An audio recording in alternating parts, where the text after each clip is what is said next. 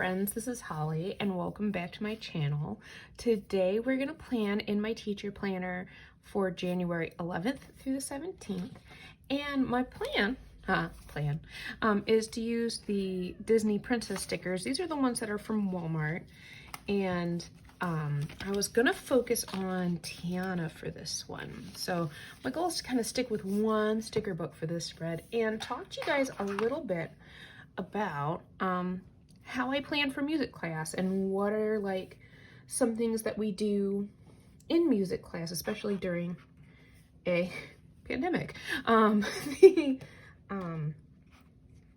thing you should know is we are face-to-face at my school.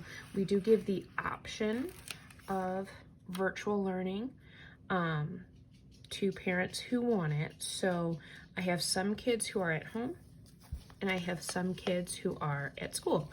Now I teach at two buildings. I have one building on Monday, Wednesday, Friday. That's my K-3 building.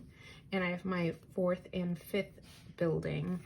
I know it says take note there, but I really want a reminder there because this is a meeting, a staff meeting. We haven't really had a staff meeting, like a staff meeting, since the beginning of the school year, okay?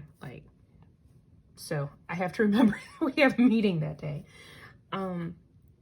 So I have, at my K-3 building, I have a 1st grade and a 3rd grade class, 1st and 3rd, that are completely virtual. That teacher only takes care of the virtual kids in that grade level. My 2nd grade and kindergarten groups didn't have as many people choose virtual, so the classroom teacher keeps the virtual kids they would have had if they, had shown up to school. That is also how my 4th and 5th grade building do it. They do it like my 2nd and 3rd grade. It's a lot to keep track of. It really is. Once you get used to it though, it's fine. Like, you're there. So let me go ahead and write meeting.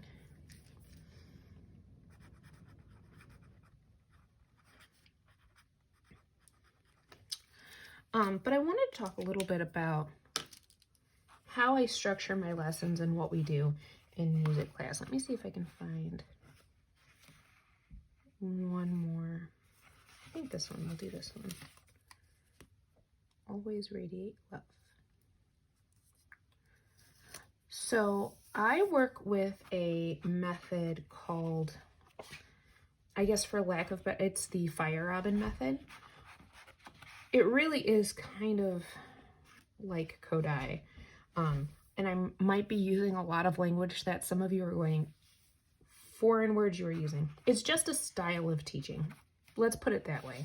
Style of teaching. So when we are working with this method, I use 3 words a lot. And they are,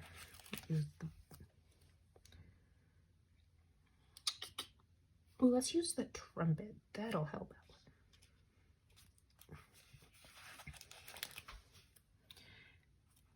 They are tuneful,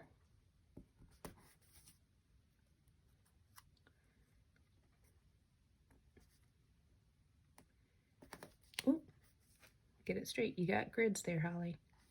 Beatful and artful. Let me tell you, autocorrect hates the word beatful.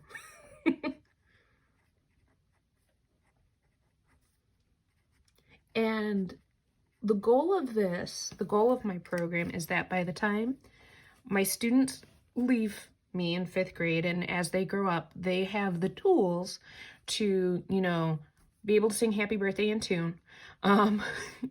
Simple things. Like, we're not talking about if they join a choir or a band or an orchestra, that is awesome. But really, I want them to be able to sing happy birthday or sing lullabies to their babies, or just sing for enjoyment. If they're at their favorite concert by their favorite rock band, I hope they can sing in tune. Beatful, if they are at a sporting event, they can clap along to the beat. When they hear Tommy Hawk go, clap, clap, clap, they can go, let's go Hawks.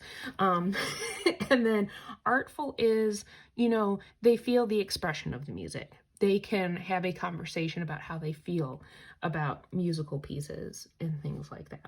So tuneful, beatful, and artful. I will say this year we have focused a lot more on these last two, just because we are not singing as much in class.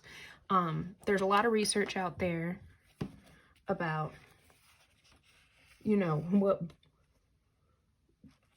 how much singing you can do with masks on, how much, let's put this guy here, how much singing you can do with masks on, what kind of mask works the best. There's a lot. Oh, that's hit Sharpie. He was not prepared for that sound. So, the art part, we do something called a move it. And a move it is where we move to classical music. Oh. And we have a whole bunch of like 2 DVDs worth of classical songs. Sometimes I create my own depending on like what song I want to use. So last week we did Haydn Surprise Symphony because it was one that all grade levels could do easily, kindergarten through 5th. Because I will say, in my teaching, I probably have lacked in the art part of it, especially as they get older, because I get bogged down in the reading of music and the rhythms and things like that, because that's something I enjoy. I mean, I enjoy the art part as well, but I don't teach them how to do the art part of music. We always say, we're a performing art. Well, are we? If we don't show them how to do the art part of things. Let's use this one. So for right now, what I'm doing is I am actually picking out like one move it to do for all of the grade levels. So last week's was Haydn Surprise Symphony. This week, I believe we're going to be doing,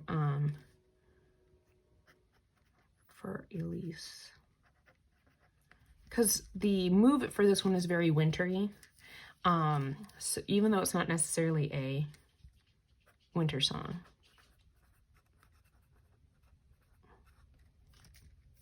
It's a little bit longer than Haydn's. So, if I notice that I have a class, like a kindergarten class that, we've reached maximum focus, I will kind of like lower the volume and taper it off and be like, good job, guys. We're going to keep going.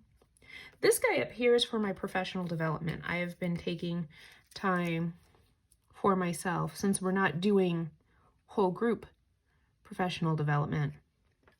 And then I write down in here. So last week I watched a technology and music, which is good because let me tell you, Zoom and music are not best friends. No, they are not. So the next thing we're going to do is the beat part. Last week, it changed depending on the group. Oh, Sharpie.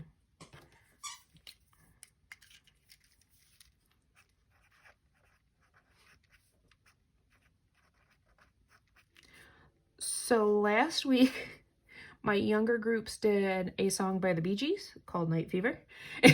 And my older kids did, my 5th graders did Seasons of Love. They're going to do that one again because we're going to start learning the words to that song.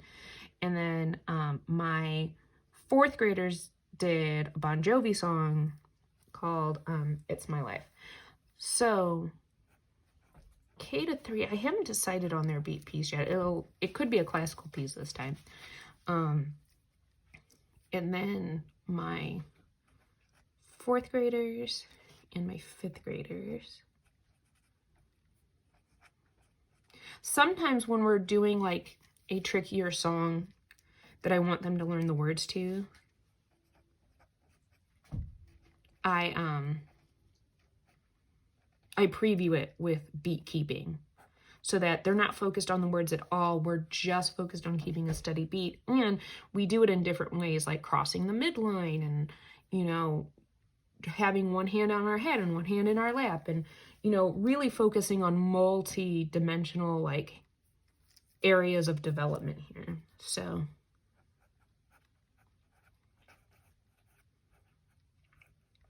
since 5th grade, while they'll do some more bucket drumming, now I want them to kind of experience, like, you know, beats that are not always fast.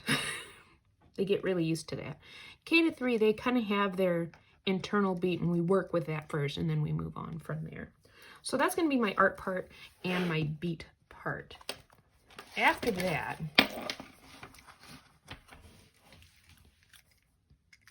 and again, I don't know if you find this interesting or not. Every music teacher kind of does things a little bit differently.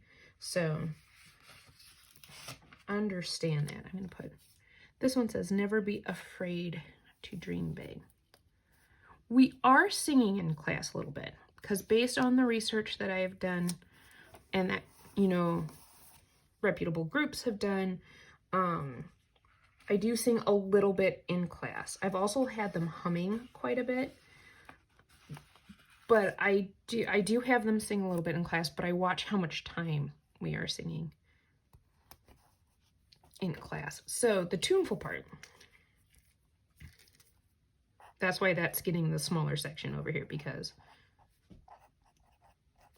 we need to start singing kindergarten, be able to sing Fa Do Do. 1st grade is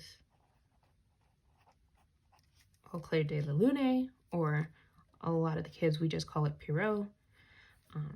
2nd grade, we are continue to working on music book stuff. Now, since I only have a class set of books for each grade level, I don't actually let them use the books this year, because technically you're supposed to let it sit for 72 hours before the next group touches them.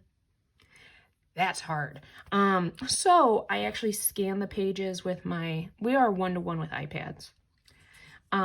So I scan the pages to post on Schoology for them, and we have a little folder in Schoology called Music Book. And so then they're still kind of using the music book, because that's 2nd grade is usually when I start doing that.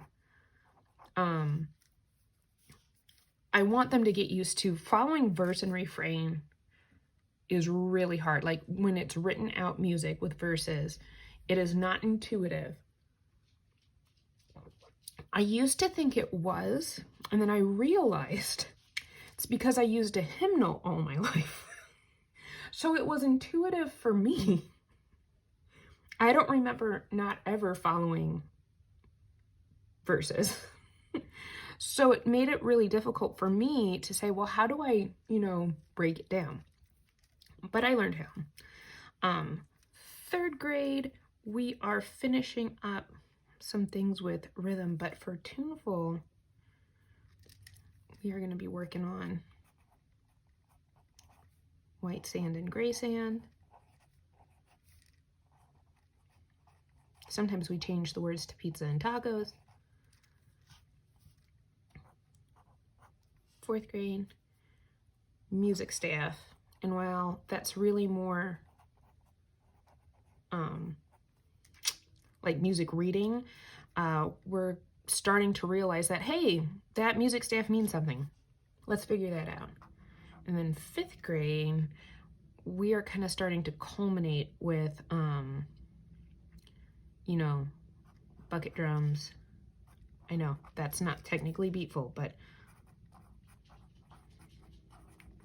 drums and xylos, so that they can start seeing, hey, these work together. So a lot of our tunefulness in the younger grades, we still sing. In the upper grades, we're starting to go with instruments. Still, I'm not sure exactly how I'm going to get the recorders done.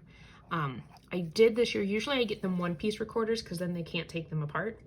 This year I got 2-piece recorders, because technically in the classroom we could take the mouthpiece off and work on finger patterns. And sorry parents, I could send the recorders home for them to actually play. My issue is that I only see them once a week, so making sure that they remember to bring the recorder back is tricky, but we'll see. So that's kind of like how I plan out my music lessons. Now there's more stuff that happens here, like in the beat part, I do a lot of rhymes and finger plays and things like that with my younger kids. And then the art part is not just move-its. We do story songs where I sing expressively for them, different like folk tales and things like that. But I think that's gonna do it for this spread. If you liked this video, please give it a thumbs up. If you wanna see more of my videos, hit that subscribe button, and I will catch you all later.